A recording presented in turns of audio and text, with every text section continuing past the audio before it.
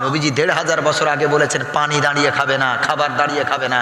বর্তমান medical science তারা বলছে যে মানুষ কন্টিনিউ দাঁড়িয়ে কোনো খাবার খায় তার পেপটিক আলসার হতে পারে, ডুওডিনাম আলসার হতে পারে, পাকস্থলিতে ঘা হতে পারে।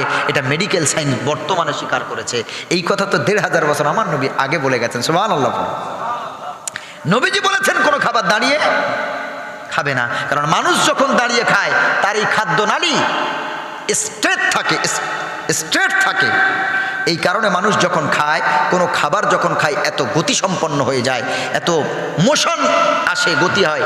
ওই গতিসম্পন্ন খাবারটা গিয়ে লিভারের উপরে, পাকস্থলীর উপরে অ্যাটাক করে বারবার। ওই জায়গায় খাবারটা জোরে পড়তে পড়তে একদিন, 2 দিন, 1 মাস, 2 মাস, 1 বছর ওই জায়গাতে পড়তে পড়তে ঘায়ের সৃষ্টি হয়। এইটাকে মেডিকেল সায়েন্স নাম দিয়েছে আলসার। অথচ ১৫০০ বছর আগে আমার নবী বলেছেন খানা যখন খাবে ধৈর্য সহকারে খাও, বসে খাও, বিসমিল্লাহ পড়ে খাও, কিছু পড়ে আছে কি দেখো, ডান হাতে পানির গ্লাস নাও, 3 শ্বাসে খাও, ধীরে ধীরে খাও। সুবহানাল্লাহ। কি ধর্ম আমরা পেয়েছি। আবার বিশ্বনবী মুহাম্মদুর রাসূলুল্লাহ সাল্লাল্লাহু আলাইহি সাল্লাম বললেন, শুনে নেন হাদিসটা কেমন। আমার নবী বলেন, কেউ যদি এক হাতে বিষের বোতল নেয় আর এক হাতে আজওয়া খেজুর নেয়, বিষ পান করে যদি আজওয়া খেজুর খেয়ে নেয়, আমার নবী বলেছেন বিষের কার্যকরী ক্ষমতা শেষ হয়ে যাবে। আজওয়া খেজুর যারা হজে গেছেন জানেন, এই খেজুরটা সারা ওয়ার্ল্ডে সব থেকে দামি। সুবহানাল্লাহ পড়েন। কারণ এই খেজুরটা আমার নবী খেতে ভালোবাসতেন। সুবহানাল্লাহ। নবী যেটাকে হাত লাগিয়েছেন, যেটা পছন্দ করেছেন, সেই জিনিসের দাম বাড়িয়ে দিয়েছে কে? আল্লাহ। আল্লাহর নবী আজওয়া খেজুর খেতেন। আজওয়া খেজুরের উপরে গবেষণা করা হলো। বিজ্ঞানীরা বলল আজওয়া খেজুরের দানা যদি কেউ চিবিয়ে খায় তার সুগার কন্ট্রোল হয়ে যাবে। সুবহানাল্লাহ। আল্লাহর নবী বলেন, ওই আমেরিকার বিজ্ঞানীদের ল্যাবরেটরিতে বসে, সেখানে মুসলিম বিজ্ঞানী আছে, নন মুসলিম বিজ্ঞানী আছে। একজন আরবের মুসলিম বিজ্ঞানী ছিলেন ওখানে। বিজাতিরা, নন মুসলিম বিজ্ঞানীরা, তারা বলল, এ মুসলিম বিজ্ঞানী শোন, তোমাদের মোহাম্মদ এমন একটা কথা বলেছে বড় হাস্যকর। বললো যদি বিষ পান করার পর যদি আজওয়া খেজুর 7টা কেউ খায় নাকি বিষের কার্যক্ষমতা হারিয়ে যায়। মুসলিম বিজ্ঞানী দীপ্ত কণ্ঠে হাদিসের উপরে বিশ্বাস, অটল বিশ্বাস রেখে বলল, হ্যাঁ এটা আমার নবী যা বলে গেছেন। আমার নবী বিশ্ব বড় বিজ্ঞানী, আমার নবী ভুল থিওরি দিতে পারে না। আমার নবী যা বলেছেন তা সত্য, তা সত্য, তা সত্য। বলো তাহলে তোমার দিয়ে প্রমাণ হোক, তোমার উপরে এক্সপেরিমেন্ট করা হবে।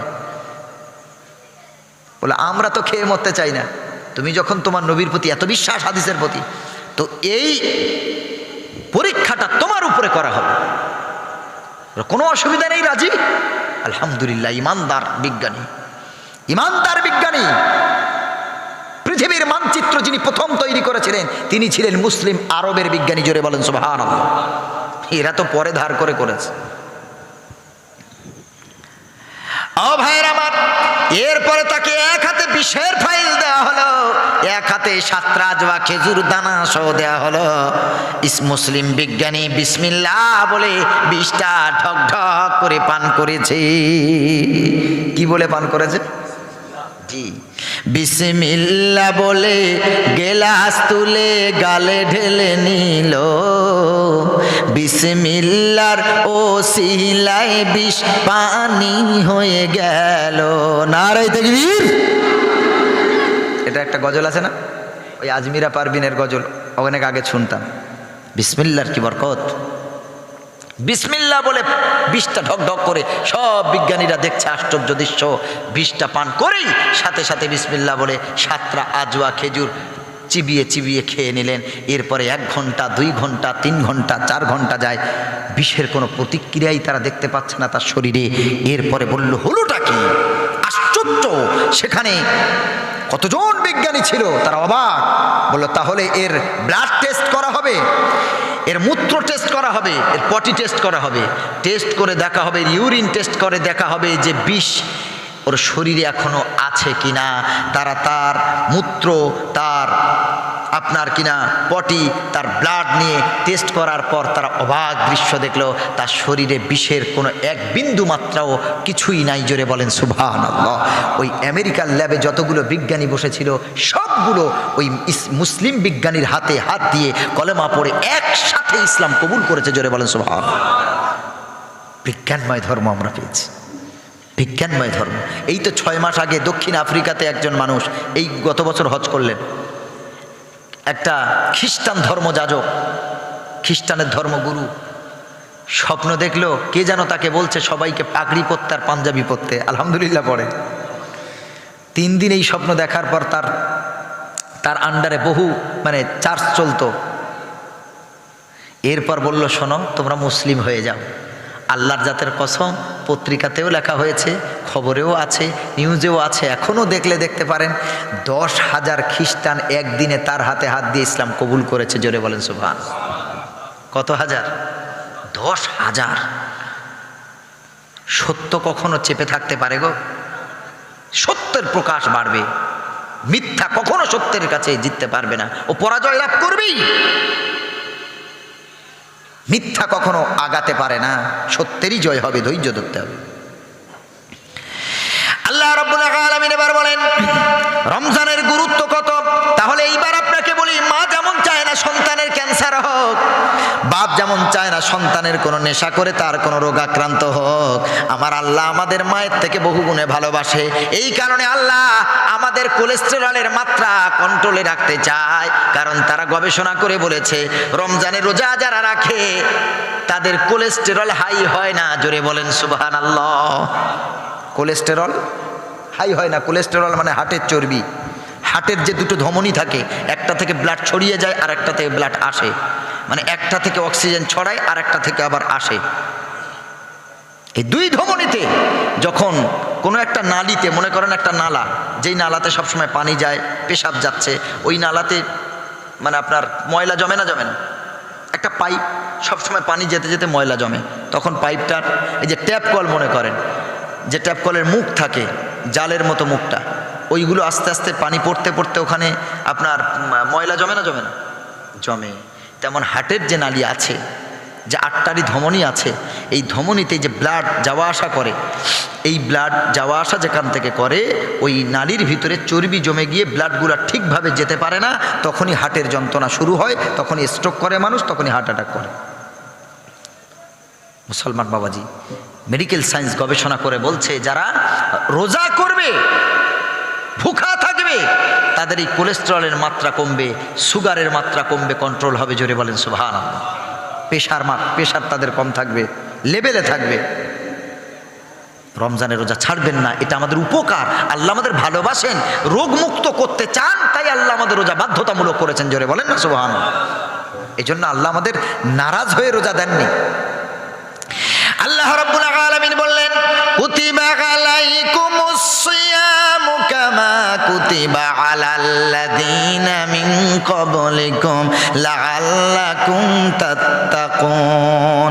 আল্লাহ তাআলা বলেন, আমার বান্দা বান্দিরা, তোমাদের উপরে আমি আল্লাহ তোমাদের পূর্ববর্তীর উপরে যেমন আমি আল্লাহ রোজা ফরজ করেছিলাম, তেমন আমি আল্লাহ তোমাদের উপরেও রোজা ফরজ করে দিলাম। আইয়াম মাদুদাত, সেটা কিছুদিন, 1 মাস। আইয়াম মাদুদাত, ওই দিনগুলো কিছুদিন, এই দিন তোমরা রোজা রাখবে। আল্লাহ রাব্বুল আলামিন বলেন, ফামান শাহিদা মিনকুমুশ শাহরা ফালিয়াসুম, তোমাদের ভিতরে যারা রমজানের রোজা পাবে তারা যেন রমজানের রোজা না ছেড়ে দেয়, রোজা যেন তারা করে। ওয়ালিতুকুমিলুল ইদ্দাতা ওয়ালিতুকাব্বিরুল্লাহ আলা মা হাদাকুম ওয়া লাআল্লাকুম তাশকুরুন। আল্লাহ তাআলা বলেন, ওয়ালিতুকমিলুল ইদ্দা, তোমরা রমজানের রোজা পূর্ণ করে নাও। ওয়ালিতুকাব্বিরুল্লাহ, আর আল্লাহর প্রশংসা, আল্লাহর বড়ত্ব ঘোষণা করো। আলামা হাদাকুম, কেন আল্লাহর বড়ত্ব ঘোষণা করবে? যেহেতু আল্লাহ আমাদের হেদায়েতের উপরে রেখেছেন। জোরে বলেন সুবহানাল্লাহ। ওয়ালাআল্লাকুম তাশকুরুন, আল্লাহ তাআলা বলেন তোমরা আমার শুকরিয়া আদায় করবে, কারণ আমি আল্লাহ রমজানের রোজা তোমাদের দিয়ে তোমাদের ক্ষতি করি নাই, আমি আল্লাহ রোজা দিয়ে তোমাদের সুস্থতা দান করেছি।